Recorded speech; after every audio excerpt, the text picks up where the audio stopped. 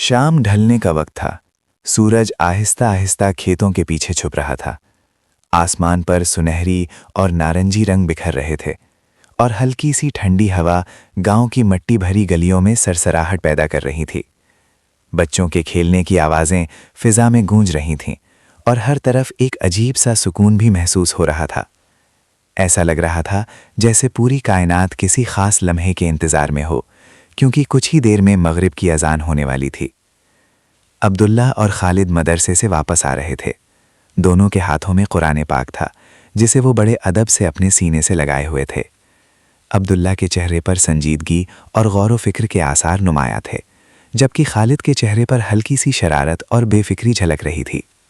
रास्ते में चलते चलते खालिद की नज़र एक छोटी सी दुकान पर पड़ी।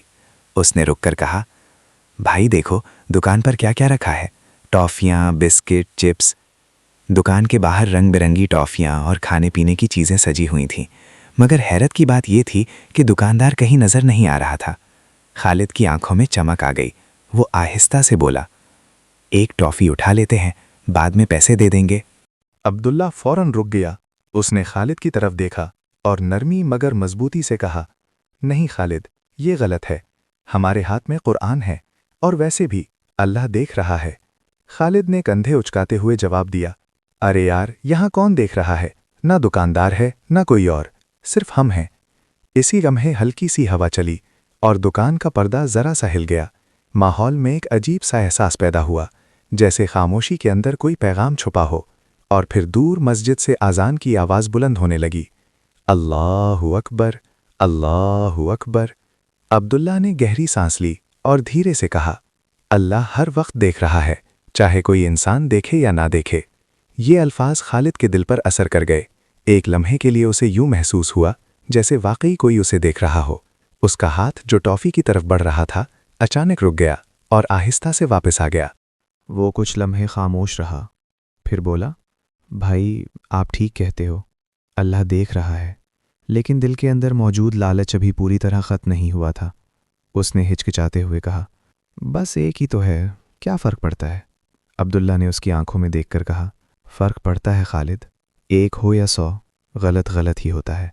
और जब इंसान के हाथ में कुरान हो तो उसकी ज़िम्मेदारी और भी बढ़ जाती है।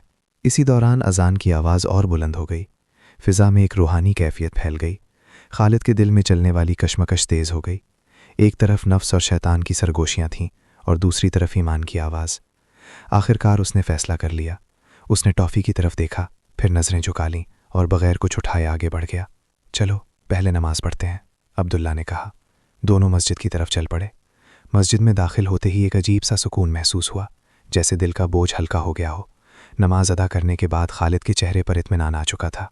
नमाज के बाद जब वो बाहर निकले तो दोबारा उसी दुकान के पास से गुजरे। इस बार दुकानदार मौजूद था। खालिद ने फौरन जेब से पैसे निकाले और अदब से कहा, चचा, हमें एक टॉफ़ी दे दें। दुकानदार ने मुस्कुराकर टॉफ़ी दी और कहा, बेटा, जो अल्लाह से डरता है, अल्लाह उसे कभी नुकसान में नहीं रखता। ये सुनकर दोनों के दिल खुशी से भर गए। वो मुस्कुराते हुए अपने घरों की तरफ रवाना हो गए।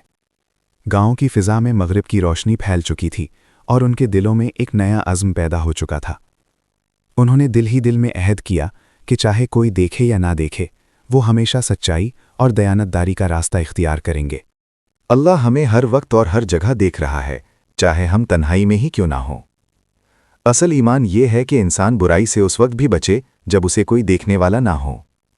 नफ्स और शैतान हमें बहकाने की कोशिश करते हैं, लेकिन जो शख्स अल्लाह को हाजिर व नाजिर मान लेता है, वो कभी गलत रास्ता इख्तियार नहीं करता।